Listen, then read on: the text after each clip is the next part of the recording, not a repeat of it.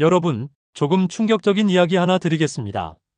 72세, 건강검진 결과도 나쁘지 않았던 분이 지금은 요양원에 계십니다. 큰 병이 있었던 것도 아닙니다. 그런데도 혼자 살 수 없게 됐습니다. 반대로 68세부터 딱 몇 가지만 준비한 분은 지금 80세인데도 혼자 장을 보고 밥 해 먹고 병원도 다니며 살고 있습니다. 두 분의 차이가 뭔지 아십니까? 돈일까요? 건강일까요? 아니면 유전일까요? 모두 아닙니다. 딱 하나입니다. 미리 준비했느냐 아니냐입니다. 노후는 어느 날 갑자기 무너지는 게 아닙니다. 조용히 우리도 모르는 사이에 조금씩 무너지다가 어느 순간 선택권이 사라집니다. 오늘 이 영상 부모님께도 나 자신에게도 꼭 필요한 내용입니다. 5분만 투자하시면 후회 없는 노후 준비의 방향이 잡힙니다. 끝까지 봐주세요. 요양원은 갑자기 가는 곳이 아닙니다. 어느 날 갑자기 가는 게 아니라 조금씩 무너지다가 결국에는 가게 되는 곳입니다.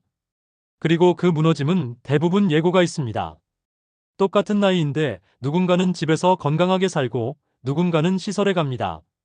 그 차이는 운이 아닙니다. 유전도 아닙니다. 준비를 했느냐 안 했느냐입니다. 오늘은 노후에 요양원 가는 것을 피하기 위해 지금 당장 준비해야 할 5가지를 구체적으로 말씀드리겠습니다. 실제로 어떻게 해야 하는지 핵심만 짚어드리겠습니다. 첫 번째, 건강 근력입니다. 그 중에서도 핵심은 다리입니다. 많은 분들이 노후 건강하면 혈압, 혈당, 콜레스테롤을 먼저 생각하십니다. 물론 중요합니다. 그런데 요양원에 가게 되는 가장 직접적인 이유는 따로 있습니다. 바로 거동이 안 되기 때문입니다. 걸을 수 있으면 집에 살 수 있습니다. 못 걸으면 시설로 가게 됩니다. 이게 냉정한 현실입니다.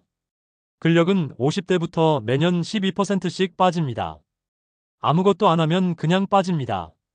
조용히 티 안 나게 빠집니다. 그리고 한 번 빠진 근력은 되찾기가 젊을 때보다 몇 배나 더 어렵습니다. 그래서 지금 느끼지 못해도 지금 시작해야 합니다. 많은 분들이 운동이라고 하면 걷기를 떠올리십니다. 걷기는 분명히 좋습니다. 심폐기능에도 좋고 기분 전환에도 좋습니다. 그런데 걷기만으로는 근력을 키우지는 못합니다. 걷기 말고 근력 운동입니다. 스쿼트, 계단 오르기, 앉았다 일어서기. 처음엔 하루 10번도 괜찮습니다. 중요한 건 매일 하는 것입니다. 그리고 균형 잡기 운동도 함께 하세요. 한 발로 10초 버티기, 이것 하나만 매일 해도 낙상 위험이 크게 줄어듭니다. 낙상 한 번이 노후를 완전히 바꿔놓는 경우가 정말 많습니다. 오늘부터 딱 10분 하체 근력 운동을 시작하세요. 결국 노후는 다리가 결정합니다. 두 번째, 고정 수입입니다. 노후 준비라고 하면 보통 얼마를 모아야 하나를 먼저 생각하십니다. 3억, 5억, 10억. 물론 모아둔 돈이 있으면 좋습니다. 그런데 더 중요한 게 있습니다. 매달 들어오는 돈, 즉 현금 흐름입니다. 왜냐하면 사람은 통장 잔액보다는 이번 달 들어오는 돈으로 심리적 안정을 느끼기 때문입니다. 퇴직하고 통장에 2억이 있어도 매달 나가기만 하면 불안합니다. 그러한 불안이 자녀에게 손 벌리게 되고 자녀와 갈등을 만들면서 결국은 시설 이야기가 나오게 됩니다. 실제로 요양원 입소 결정의 상당수는 경제적 갈등에서 시작됩니다. 반대로 매달 100만 원이라도 꾸준히 들어오면 어떨까요? 국민연금 또는 개인연금, 아니면 작은 월세 수입이라도 말입니다. 자녀에게 손 내밀지 않아도 됩니다. 선택권이 생깁니다. 지금 당장 큰 돈이 없어도 됩니다. 예를 들어 개인연금을 지금이라도 시작하면 10년 후 작지만 확실한 현금이 생깁니다. 소액이라도 매달 들어오는 구조를 만드는 것, 그것이 진짜 노후 준비입니다. 매달 들어오는 돈이 있으면 선택권이 생기고 선택권이 있으면 요양원을 선택하지 않을 수 있습니다. 세 번째, 혼자 사는 능력입니다. 이걸 생활 자립력이라고 합니다. 요양원에 가게 되는 이유 중에 많은 분들이 간과하는 것이 바로 이겁니다. 큰 병이 없어도 거동이 완전히 불가능하지 않아도 혼자 일상을 유지하지 못하면 시설이 필요해집니다. 3가지만 지금 솔직하게 체크해 보세요. 혼자 밥을 차려 먹을 수 있는가? 혼자 병원을 갈 수 있는가? 집 안 청소와 관리를 혼자 할 수 있는가? 이 3가지가 안 되는 순간 누군가의 도움이 필요하게 됩니다. 처음엔 자녀가 도와줍니다. 그런데 그게 매일, 매주 반복되면 자녀도 지칩니다. 그 도움이 지속되지 못하는 순간 시설 이야기가 나옵니다. 혼자 살 수 있는 사람은 끝까지 집에 삽니다. 지금부터 간단한 요리 습관을 들이세요. 국 하나, 반찬 하나면 충분합니다. 스마트폰으로 배달 앱 쓰는 법, 병원 예약하는 법 익혀두세요. 디지털 기기가 어렵게 느껴지셔도 지금 배워두면 10년 후에 정말 큰 힘이 됩니다. 귀찮더라도 일상의 루틴을 혼자 유지하는 연습을 지금 해두셔야 합니다. 네 번째, 인간관계입니다. 이게 왜 요양원 이야기에 나오냐고 하실 수 있습니다. 그런데 이게 생각보다 훨씬 더 직접적인 영향을 줍니다. 고립된 노인은 그렇지 않은 노인보다 훨씬 빠르게 건강이 나빠집니다. 이건 연구로도 계속 증명이 되고 있는 내용입니다. 고립되면 우울해집니다. 우울하면 움직이지 않게 됩니다. 안 움직이면 근력이 빠집니다. 그러면 거동이 어려워집니다. 거동이 어려워지면 더 고립됩니다. 이 악순환의 시작이 고립, 즉 외로움입니다. 퇴직하고 나면 자연스럽게 사람들과 멀어집니다. 매일 보던 직장 동료가 없어지고 아이들은 각자 삶이 있고 배우자가 먼저 가는 경우도 생깁니다. 그래서 기다리면 안 됩니다. 지금부터 의도적으로 관계를 만들어야 합니다. 거창하지 않아도 됩니다.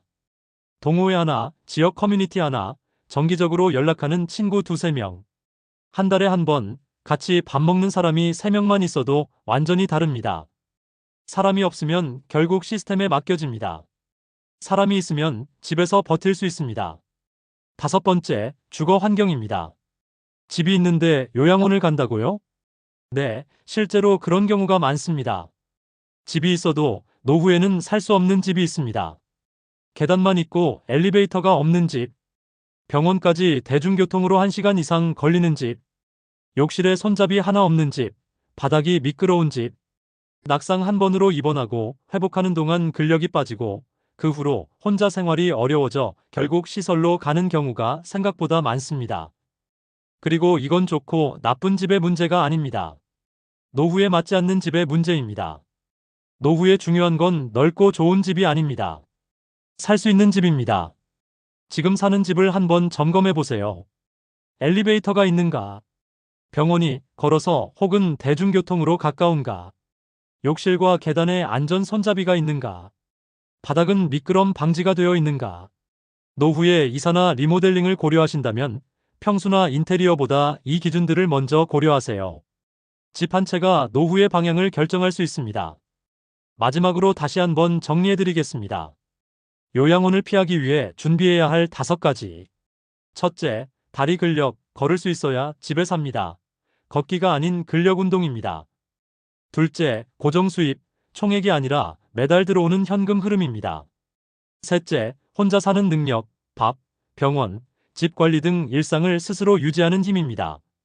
넷째, 인간관계, 한 달에 한 번 만나는 사람 3명이 노후를 지켜줍니다. 다섯째, 주거 환경, 좋은 집이 아니라 살 수 있는 집입니다. 이걸 듣고 나서 이렇게 생각하실 수 있습니다. 나는 아직 괜찮은데, 아직 시간 있는데. 그 72세 남성분도 딱 그렇게 생각하셨습니다. 괜찮다고 생각했는데 어느 순간 혼자가 되어 있었습니다. 노후는 늙어서 결정되는 게 아닙니다. 지금의 습관이 미래를 결정합니다. 요양원은 피할 수 없는 곳이 아닙니다. 사전에 준비하면 피할 수도 늦출 수도 있는 곳입니다. 오늘 영상에서 한 가지만 가져가셔도 충분합니다. 딱 한 가지만 오늘 시작해 보세요. 그게 10년 후, 20년 후에 당신을 바꿔놓을 겁니다. 오늘 영상이 도움이 되셨다면 구독과 좋아요 부탁드립니다. 그리고 이 영상 부모님께 꼭 한번 보여드리세요. 말로 꺼내기 어려운 이야기를 영상이 대신 전해줄 겁니다. 다음 영상에서 뵙겠습니다. 감사합니다.